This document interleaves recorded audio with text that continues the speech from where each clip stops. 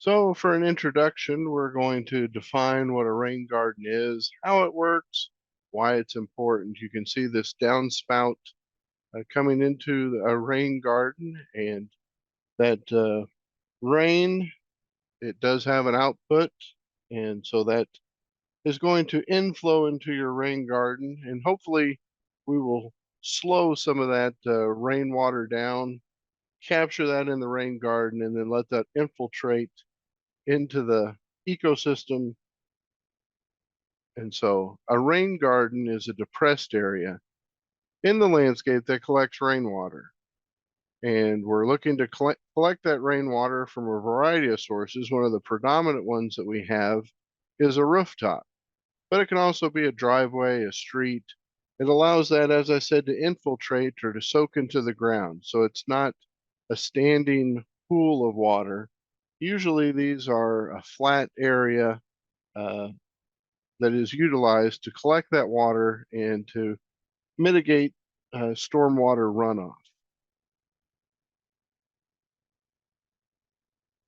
So how do rain gardens work? Again, they slow that water down, they capture it, and they infiltrate that into the ground.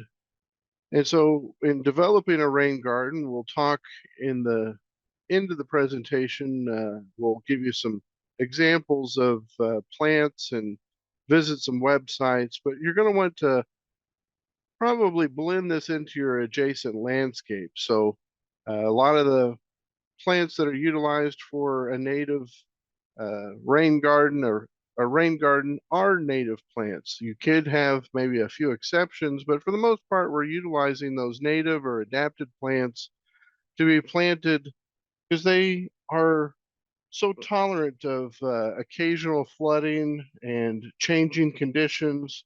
They've developed natively here.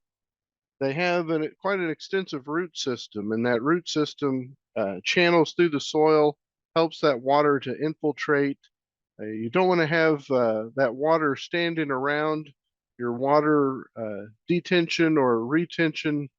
24 to 48 hours is as long as you're going to have that water possibly in the rain garden. You want that to dissipate, and that avoids some of the problems that can occur from standing water like mosquitoes. So will have an inlet for the water to flow into your rain garden, and there'll also be an outlet. And so the outlet, we have some significant rainfall at times in Illinois. And so to accommodate that large, 6, 7 inch rainfall, you'll need to have an outlet so that a way your rain garden can function to its best capacity. Why is it important? Well, rain gardens are a great benefit for improving the quality of stormwater. They're going to minimize that pollution. You may have pollutants from a driveway and parking lot. And so we're going to also enhance the pollinator habitat. As you can see, your caterpillars, the monarch butterflies. But it's also a great opportunity to have an educational component into the landscape, have some nice visual plants to create some recreational opportunities. So there's a lot that could be achieved. You can choose a variety of plants, your forbs and grasses, but even small trees or shrubs can be utilized in a rain garden. So in reducing stormwater runoff, we do utilize that plant material. And you can see on the photo to the left that the plant material is slowing down and helping to infiltrate and capture that rainwater. But there's also other methods besides rain gardens that help to reduce some stormwater runoff. We have permeable pavers in the middle, and you can see how with rocks on the right, that sediment can collect uh, with that flow of water. And so it's not a maintenance-free process. There is some maintenance that is occurring to get rid of that sediment, but that prevents that sediment from running off into our rivers, lakes, and streams.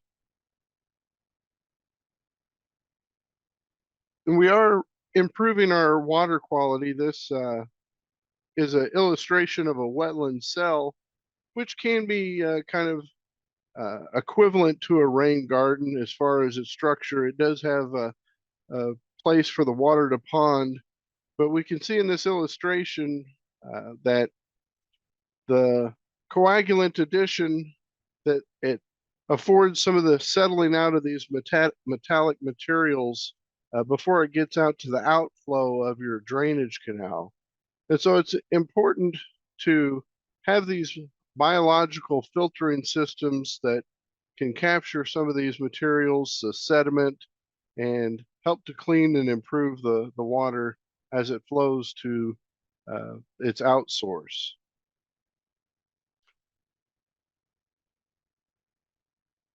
We're providing habitat for wildlife with rain gardens, and there's a wide variety of plants that support pollinators.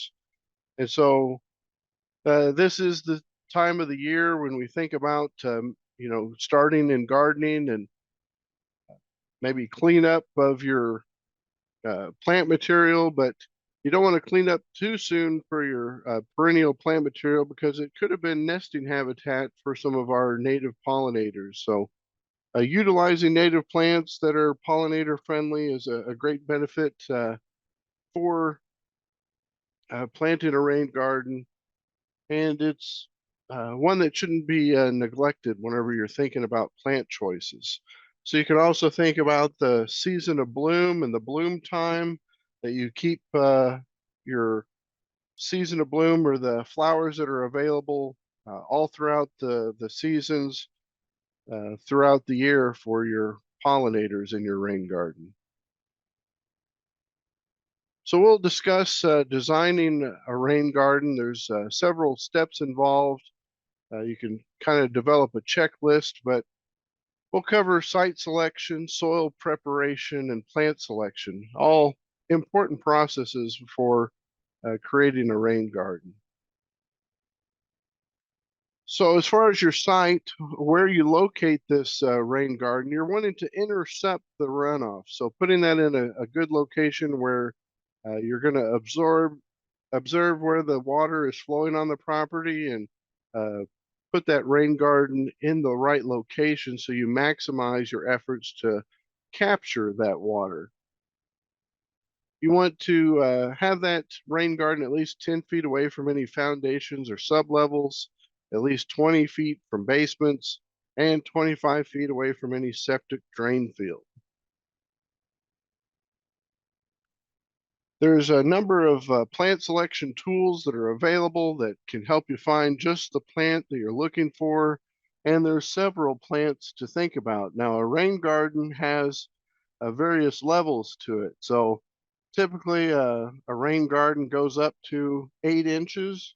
So you can start with the lower amount of ponding area. So that's going to be the driest part of your rain garden. On that upland part of the rain garden, 0 to 2 inches in depth.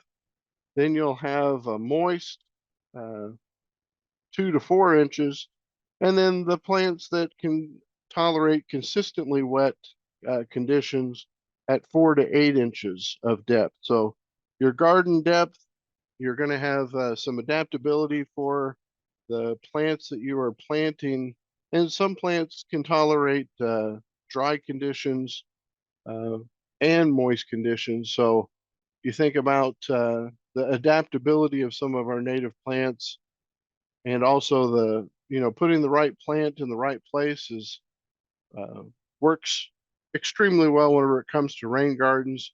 We have several plant lists that we've have on the slide. We have the Red Oak Rain Garden has a plant selection tool.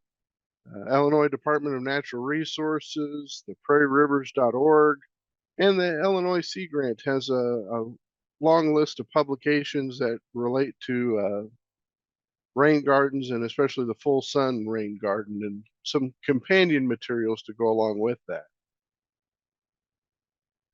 So when it comes to assessing the soil on how well the rain garden is going to do in a particular location, you're going to want to do some testing to find out how well this is going to work. So you have the benefit of a traditional soil test to find out what your pH and nutritional value for your plants is going to be.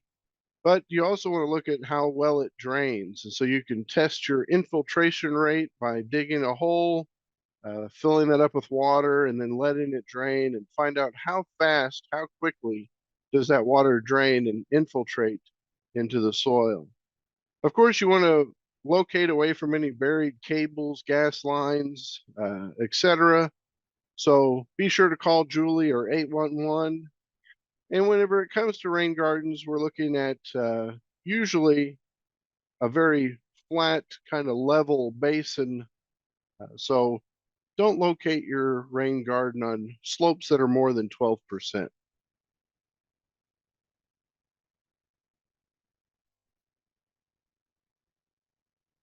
And now we'll get into building a rain garden.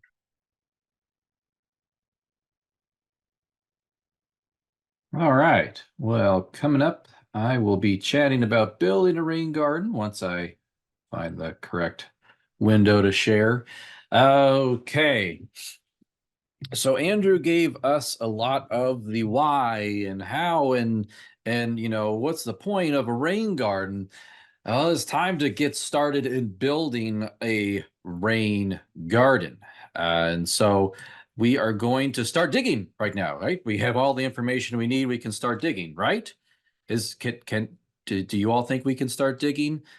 Well, probably not. There is actually a little bit that we need to do before we get started. And this is going to require some calculations. So putting pencil to paper or getting out that calculator or a phone, which should probably have a calculator on it for you.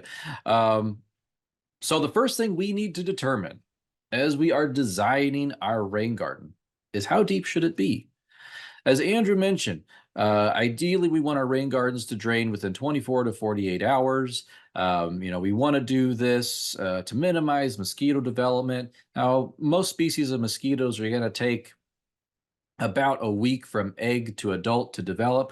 However, having standing water in your yard for more than 24 or 48 hours, people are going to start asking questions. And if they're getting bit by mosquitoes, they might not look to the gutters, which are often clogged in the source of mosquitoes, but they might be pointing at what they can see, and that's your rain garden. So for the sake of a good message to take home or a good impression for your rain garden, we suggest making sure that it is designed to drain within 24 hours to 48 hours. 24 hours being that low end, so we're going to go with that for right now. Now, let's say you well, back up here just right quick, and we'll see that little pit right there that they dug. Let's say you dug your infiltration test pit. Now, this can be a foot deep. This can be 2 foot deep. There's different ways to do this. There's even methods to do it without having to dig a hole. You just kind of bury a cylinder in the soil and you measure how quickly that water drains out. So, but the general way to measure your soil drainage rate is you dig that test hole, again, a foot or 2 foot deep, and you fill that with water and you let it drain. And you don't time anything that first time because it's not a very accurate measurement of how that soil will naturally drain during a rainfall event. You then fill that hole a second time. That's when you can put a ruler in there. And once you put that water in there a second time, you can then time how long does it take for that water to go down an inch. Or you could time for like 15 minutes and you see how quickly that water goes down on that ruler. Either way, that allows you to then calculate how many inches of water are drained for every hour. So let's assume in our test that our soil is draining 1 inch of water every 6 hours. Well, how can we determine the depth of our rain garden with that information? Well, this little handy dandy equation down here We have our water draining 1 inch per every 6 hours. Well, we just got to multiply that by 24 hours per day, and that gives us 4 inches per day. So if we get if we have that, we know that soil can then drain at least 4 inches of rainfall within a day. So how deep is your rain garden? 4 inches. Exactly. Now, let's say you have a very sandy soil and you're draining like 6 inches of water every hour. Well, does that mean you can build your rain garden 2 foot deep, 3 foot deep? Ideally not. Really, we prefer or recommend rain gardens to be between 3 to 8 inches deep. You go deeper than that, and we start creating kind of a hazard in our landscape, something that you can fall into, something that might hold a little bit too much water for too long. And again, we are, as Andrew described a rain garden, it is a shallow depression in the landscape, one that we use to merely slow down the water. We are detaining that water. We are not retaining it, which retention would be a pond. Detain, we are just slowing it down temporarily, allowing some of that to filter into the soil. So 3 to 8 inches deep. Even if you have a better drainage rate than what we described, really, we want to maintain something that is a shallow depression. Now, we figured out how deep it should be. How wide or how much area should this rain garden be? Well, to determine how big the rain garden should be, we need to determine the area that's draining into it. Okay, so we have our depth of 4 inches. Now we need to figure out the area that is draining into the garden. Now, most of us are going to be using a roof. Now, when it comes to dealing with problems in your watershed, I always say start from the top. And in most home landscapes, that is going to be the roof. So we are going to use this as an example here. All right, to determine the area of that roof. Now, this is a pretty, run-of-the-mill area equation. How do we get square footage? Well, we just do length times width, and that gives us square footage. So in this case, we have a 24-foot width and we have a 40-foot length of our roof, 24 by 40, 960 square foot. Easy peasy. But do you think all of the rain that falls on that roof is going to make it into the gutter? Actually, it won't. Some of that rain might splash off. Some of the water adheres to the shingles. Some of it evaporates immediately. Some of it will run over the gutter or off the other side. So we have to adjust our area so that we're not over designing our rain garden. So there's a way to do this. Now, you can go online and you can find lots of these different tables. Now, this is called coefficient of runoff. Essentially, what we're saying is what percent of water is actually running off of that surface. So here's a couple different types of surfaces. Now, maybe you have a landscape bed. So in the landscape bed on this table, you can see that it's 15 to 30% of the rain that drops on that landscape bed is running off. That's pretty good. You're getting good infiltration there. But let's look up at concrete at the top of the list here. So any rain that falls on a piece of concrete, anywhere from 80 to 95% of that water is going to run off. So we have the recommended values there on the right column. Now that's really just sort of middle of the road right there. So what is the surface we're using? It is a roof. And so our coefficient that we can use here is anywhere from 75% to 95% in the middle of the road there, 85%. And these are expressed as decimals, even though I'm speaking as if they're percentages. So here's how we can adjust our area. We take our 24 by 40 foot roof. We just add 0.85 to adjust that area, and it reduces that surface area. So instead of 960 square feet, we now have 850 square feet, which is more of a realistic surface area that we have to deal with the runoff. Are we done with calculations? No. Now we have to figure out the volume that is coming off of that roof. There's a lot of different formulas for this. In my background, learning about hydrology and drainage and everything, I've learned a couple different ones. I will just say the formula presented here, the only number you would need to worry about is that square foot that you get from whatever area that you are draining in. So, you pick if it's a roof, you measure that out, you adjust it with that coefficient, and then you plug that in, whatever that is, where the 850 is. Everything else can stay the same in this equation. You just have to work through it. And then order of operations, you work through the brackets first or the parentheses first, and then you can multiply it all out. Now, let me explain what is in the brackets, though, real quick. So, as Andrew described, we get all manner of volumes of water that fall from the sky. What type of rain event really depends. And what's in the brackets here, that is the intensity of that rainfall.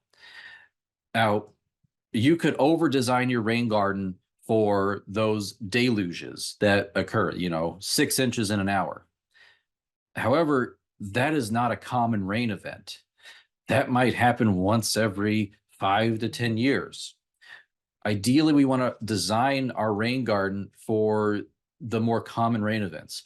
And so just for the sake of, what is most typical, and kind of ease a calculation, we are designing our intensity for 1 inch of rainfall within an hour. So we have our 850 square feet, multiply that by our intensity, and then we convert that. We want to convert that into cubic feet because we're going from square feet into a volume, and then multiply within an hour. And in the end, we get 71 cubic feet of water is coming off of that roof during a 1 inch rainfall event over the course of an hour. That is the basic calculation for determining our volume. You can change those intensity numbers if you want, but this is just, I think, for most residential situations, we can stick with that for now. Oh, is he kidding? More calculations. Yes. So we know the area that is draining into the rain garden, and we have the volume. But how big should our rain garden be? That's the question we need to find out. Right. So what we know is that we have 71 cubic feet. That's the volume of water going through that gutter during a 1 inch rainfall event. 71 cubic feet. We plug that in up top. We know that our rain garden is going to be 4 inches deep because that's as much as it can drain within 24 hours. And we just multiply, we got to convert that into square feet. So 71 over the problem there on the bottom, that gets us 213 square feet. Now, you're probably saying my head's spinning. I don't think I can do this. Rain gardens just aren't for me. Well, rule of thumb here. I think it's fun to go through the calculations, but rule of thumb for sizing your rain garden is that it should be 1/3 the size of the area that is draining into it. So as long as you know the square footage of your roof or patio or driveway or whatever it is that's draining into that spot, just make that rain garden 1/3 the size and you should be okay. It doesn't all have to be this. The other thing is it doesn't all have to be contained within one rain garden. You can divide this up into multiple cells or different pockets of a rain garden. So you can string them along if you like. So if you don't have enough room for that 213 square foot garden, you can divide that up a little bit throughout your landscape to try to intercept that rainfall as it's moving across the landscape into the stormwater system. Okay, so now can we start digging, please? Yes. So we know how big to make our rain garden and how deep to go. So the first thing to keep in mind is that a lot of times when I look at illustrations of rain gardens on the web, they have this bowl-shaped bottom. And that's not an awful thing, but if we could maximize that surface area that water sits on, we could actually improve our drainage rate a little bit. And so instead of having a bowl-shaped base of your rain garden, to instead create a flat base basin for your rain garden. That way the water can spread out and it can infiltrate. Because if you go with the bowl shape, then it all just pools there in that one point, that one center point. It takes a little bit longer for it to drain out. So flatten that out, that basin section of your rain garden to maximize the surface area. As Andrew said, we are always planning for overflow. The equations I showed you would give you a rain garden designed for a 1-inch rainfall event. But yes, we get more. But our job is not to hold every drop that's going to be falling on the roof. Our goal is really just to slow what we can hold within reason. And so we're always planning for overflow. So pictured here on the left side of the screen, this is a small rain garden basin coming off of a roadway and a sidewalk that we built. And we're testing it. That's why that water or that soil is kind of glistening. We're testing it because that little area there that is with the rock where it has kind of sunk down just a little bit, that is our overflow. And we're armoring that overflow because as water builds up and up and up, there's energy released as it spills out and over. So we want to armor that location so that it doesn't erode and create a spot in our bank that would maybe be a bit lower than other spots, and then our rain garden is holding as much as we designed it for. So we were testing it right there. That's why the ground looks wet as we were building that rain garden. And then here we've actually planted that rain garden, and we are seeing this is early spring, so nothing's really come up yet. But again, you can see we planted that. We also, it's hard to see, but in the upper left of that picture, there's a little rock sunk into the ground there. That is also armoring the inlet of that rain garden so that as it's passing across that sidewalk, it's not going to scour that area right there. It can dissipate some of that energy from the water entering the rain garden basin. And then on the left side of the screen here, this is the same rain garden location. There's several different pockets of rain gardens here to handle all the stormwater coming off the roadway. And you see there's this wall that we built as the kind of the downside or the bottom side of the basin or that hillside. And where the rock steps down and there's this flat rock, that is our overflow for that rain garden. So that water would come up the side of the basin there over the berm, and then it would meet this rock, and then it would spill out over this rock. There's actually a rock underneath this one. You can't see because it's covered up in leaves. So that would also help to absorb some of that energy of that water as it spills over that rock.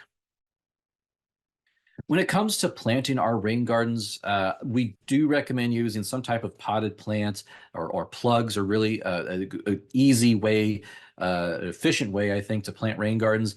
I have had folks ask, well, could I maybe just put seed out for my rain garden? And seed could float around, it can move around. I think you would have to go through a lot of extra steps to make sure that the seed that you put down is functional. It might work for a very large scale rain garden. You're probably looking more at like a wetland at that point than necessarily a rain garden.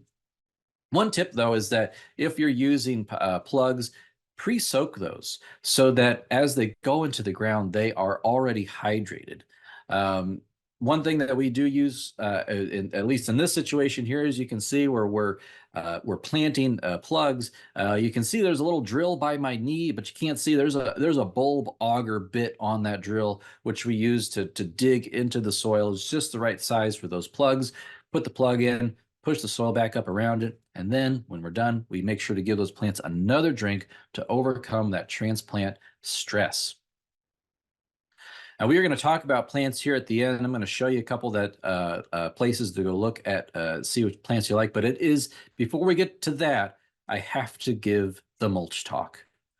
So double shredded mulch is something that is commonly recommended for rain gardens. There are other universities around Illinois that say use double shredded mulch. Now the problem with double shredded mulch, which is something that I'm holding here, and let me outline this so you can see that better. The double shredded mulch, it's fibrous in its composition, and it's fibrous in it. The idea is that it will knit together and it stays in place so that when the rain garden floods, it won't move. But I ask, is this a good thing? Because this little shell of mulch that I'm holding in my hand, I pried it out of my backyard. And the issue I was having is that instead of rain moving down to the soil underneath, it was simply running off the surface of that mulch and going into the yard. And some of it was running back into the house. And so this, I think, is an important thing to note, that rain gardens function by allowing water to get to the soil. And if we have a mulch that has knit together and created this hydrophobic shell, it's not going to allow water down to the soil in the first place.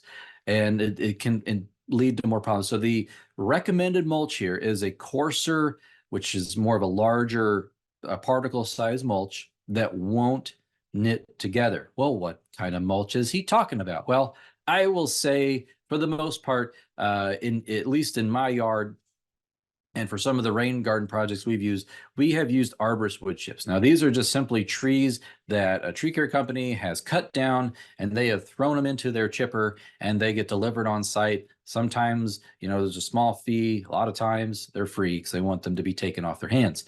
There's a lot of irregularities to it. There's a lot of sticks and leaves and things like that. But you know what? I say leaves, that's free nitrogen. I don't mind it. The sticks, I don't really mind it. Some people do, but you can pick those out.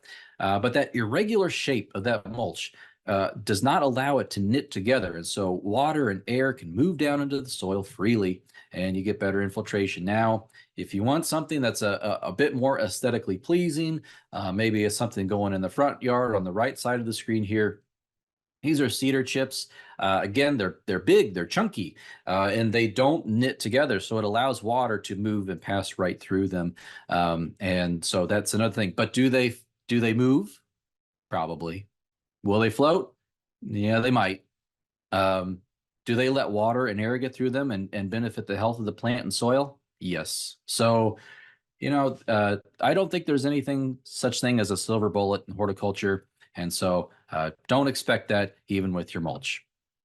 And here's an example. This is a rain garden that we installed, and we have mulched it with arborist wood chips. You can see the irregularity. We see sticks and things like that are in there. It doesn't bother me. It bothers other people. And I understand if you want to go with that double shredded mulch, you just have to go in there once or twice a year and cultivate it and break that shell up that forms over time. Now we talked mulch, it's time to talk landscape fabric. And we're going to use the red oak rain garden as an example. Now, we're going to talk more about the red oak rain garden here pretty soon. But we're going to look back in time. The red oak rain garden has really had two iterations.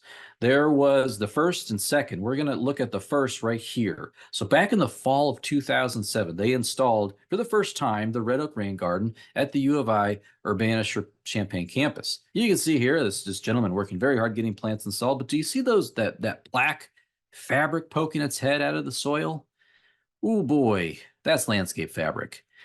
So they line the bottom here with landscape fabric, and then they put rock on top. This is the rain garden after it's all installed. This is still in the fall of 2007, and there's all this rock now sitting on top of that landscape fabric. Well, what do you think happens over time? Now, landscape fabric is porous. It lets water and air move through it, but is it like that forever? No. So let's fast forward to the spring of 2019. That sediment that Andrew described has been coming into that rain garden. It has clogged up the pores of that landscape fabric. The fabric is no longer allowing water and air to move through it, and we no longer have a rain garden. We have a problem. We have an area that floods. So you can see in this picture, it's flooding up onto the sidewalk in this case. And you can kind of see that watermark there. And when there's no water, where'd all the rock go? It's been all covered up by sediment. And so the second iteration of the red oak rain garden, we're going to see pictures of that here in a bit, but they had to painstakingly take all this rock out, pick through all of the muck and dirt and sediment, and then pull up all of that landscape fabric that had been all clogged up. And so moral of the story here, landscape fabric is not going to be your friend. Yes, it stops that first flush of weeds when we disturb the soil, but after that, it doesn't do much. It becomes a problem. Okay, maintenance. It is, as I mentioned, important to water to establish these plants. Once the plants are established, ideally, we're not going to have to water them ever again. The other thing is that we are going to talk mostly about native plants here in a second. And so these native plants are going to spend a lot of time developing their root system.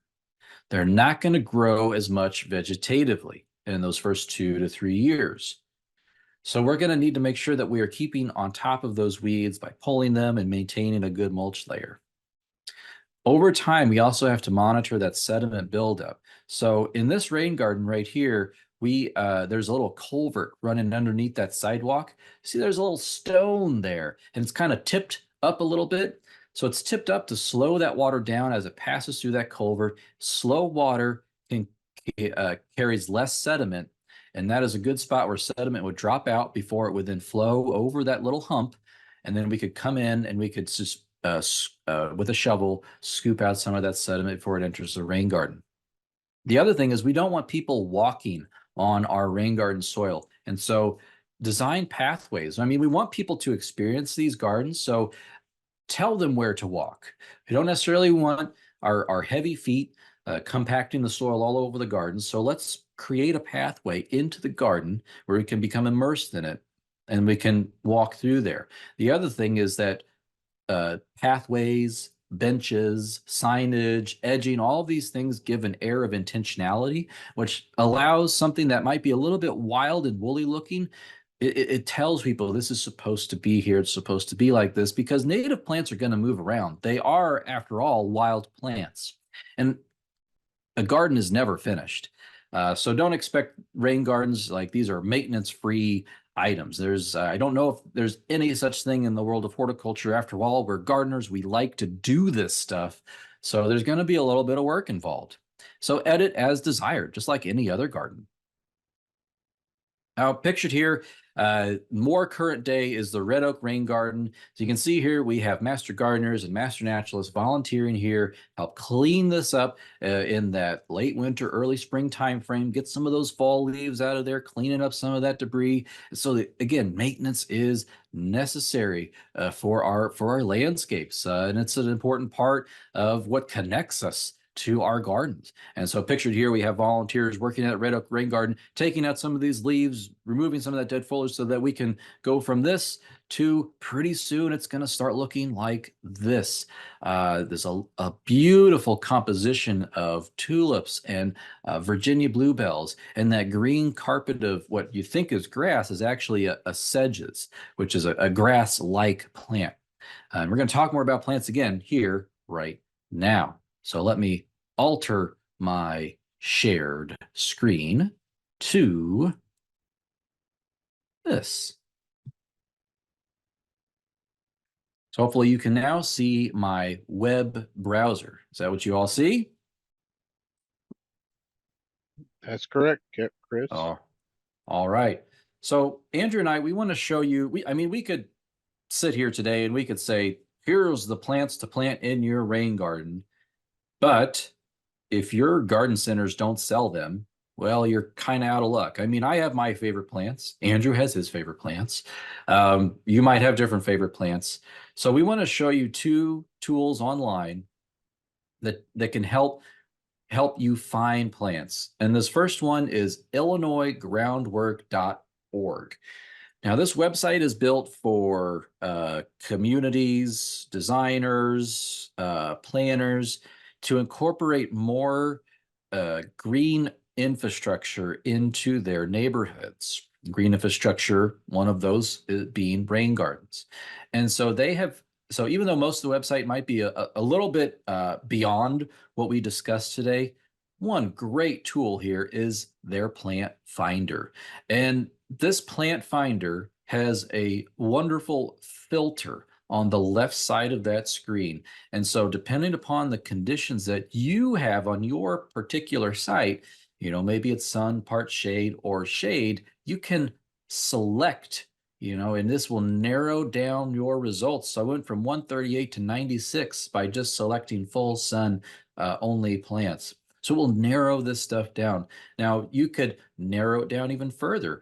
Are these plants for the bank, for the side of the slopes, or for the basin? and you can further narrow this down in terms of where they'll be sited, what type of moisture will they be encountering. You can look at height, bloom time, bloom color. They even will determine a native status. So if you want only natives, you can click yes. Now, some of you are probably wondering, well, what is that yes, but there's an asterisk there? Ah, those are cultivars. So any of these cultivars that some people don't consider native, but are still beautiful and excellent plants to consider. So you can remove the cultivars from that selection there, or if you don't care native or not, just so long as it's not invasive, you can select a non-native plants as well. And so this is a great tool. Highly recommend checking it out, including it's got what it attracts in terms of bees, birds, butterflies, hummingbirds. So there's a lot of things to narrow this down. And then I also wanted to show you the Red Oak Rain Garden. They have a section on their website called Plants of the Red Oak Rain Garden. Now, the Red Oak Rain Garden has for a long time been managed by Eliana Brown and Lane Kanoki on campus, and they have over time really worked closely with these plants that are listed here. And so they have a very close relationship in terms of like how well did they perform, would they recommend these or not? And the plants here on this website have been stellar performers, and I've chatted with Lane a few times and he said, yeah, well, that sedge we put in, it wasn't really doing what we thought, so we might switch it out. And so this is a great website to check in and see. So they have shrubs that are in the Red Oak Rain Garden. So chokeberry, New Jersey tea, buttonbush. But then if we scroll down, we see some of the forbs and grasses. And forbs are just a fancy term for wildflowers. And there are lots of excellent plant species here. And, I just, I'll take a second or two to just kind of call out some of these. So we look at sedge. So we have 4 different species of sedge here. Um, sedge works really well to create kind of a base layer for plants. Probably the most popular one out there is going to be Pennsylvania sedge. So if you click on Pennsylvania sedge, it gives you all the areas where it can be planted in terms of moisture requirements, sun, what it attracts. As you can see, they recommend it as a ground cover layer. And they even give a couple companion plants that work well with it. So popping in some woodland phlox or wild ginger with your Pennsylvania sedge, they recommend that. And so these are all, this website is chocked full of excellent plant recommendations. Some of my favorites out there, so I've grown northern blue flag iris, which has done well in my neck of the woods. Common rush is another one of those kind of it spreads and it fills in the space and helps hold that soil. We've had really good success with that, even in really lousy, really difficult areas to grow plants. And so common rush is another one of those that's done really well in rain gardens. I really like it, the Virginia bluebell combination. And if you're wondering what that tulip is, they actually list it right here, the Princess Irene tulip, that gives them that orange and blue spring combination for, U of I colors. And they'll even tell you, hey, this is what we just put in the rain garden. So new additions, bloodroot and wild petunia. And just a shout out to one of my favorite, new favorites out there that I'm definitely going to be planting more of these, foam flower, Tiarelia. One of my favorites out there, outstanding plant to put in the rain garden. So I don't know, Andrew, if there's anything that you'd like to add in terms of some of these plants out there. Well, there's a lot of capacity for your imagination when it comes to these plants to, like you said, the color schemes, don't forget about your design of the rain garden, that you want to probably have some aesthetic opinion there, so it looks nice for the neighbors and the community. But having some of these like button bush, there's been nativars that have been developed for button bush. So some of those nativars like sugar shack might be more conducive to your landscape than the native that can get kind of unwieldy. So think about some of those nativars. Think of just your species selection for where you're putting it in the rain garden. Lots of options to choose from. Yeah, as Andrew mentioned, some of the nativars out there, and one of the reasons why I think a lot of selections going on in the horticulture industry with them is maybe not necessarily to alter some of those flower shapes, which might impact pollinators. It's more to select those particular plants that are a bit smaller in size, because the trend right now is that our lot sizes are not getting bigger. Our footprint of our houses are getting bigger, which means we need to have smaller plants. So dwarf, miniature size plants, or selections for those are very popular these days. And as I mentioned, native plants, they are wild. They will go where they want to, or they'll grow into big unruly beasts sometimes. And so picking something that might have been selected for being a bit smaller than its straight native species is probably going to fit better in terms of a design standpoint in a residential area. I'd also say Oh, some of them are self-sowers, and so you may want to be removing some of those seed heads or doing some preventative maintenance. Like you look at Joe Pyeweed, they have come up with shorter cultivars of Joe Pyeweed, but there's only so much Joe Pyeweed you probably want to handle whenever it comes to some of these plants. So uh, feel free to thin out and maybe share your collection with someone else that is maybe wanting to start a rain garden. mhm. Yeah. So great tips. So again, these two websites, they are geared towards rain gardens. It is Red Oak Rain Garden and IllinoisGroundworks.org. So let me get back real quick into that PowerPoint.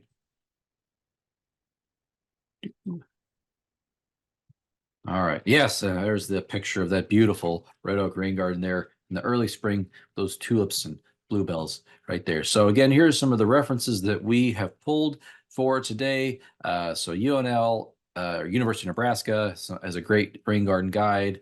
And then, of course, Illinois Indiana Sea Grant. And those resources are these right here. So all you got to do is go into the Google and type in Indiana Illinois Sea Grant publications. You'll get come up with these excellent ones. There's actually one specifically for rain gardens, and then others that can help in determining some of those native plants if you might be selecting those. Again, highly recommend check out the Red Oak Rain Garden. They have not only do they have that plant finder, they have a blog, a gallery of more pictures for inspiration for your own rain garden, and then ways that you can help and support the Red Oak Rain Garden. If you want to view past recordings of Four Seasons, we are on the YouTube.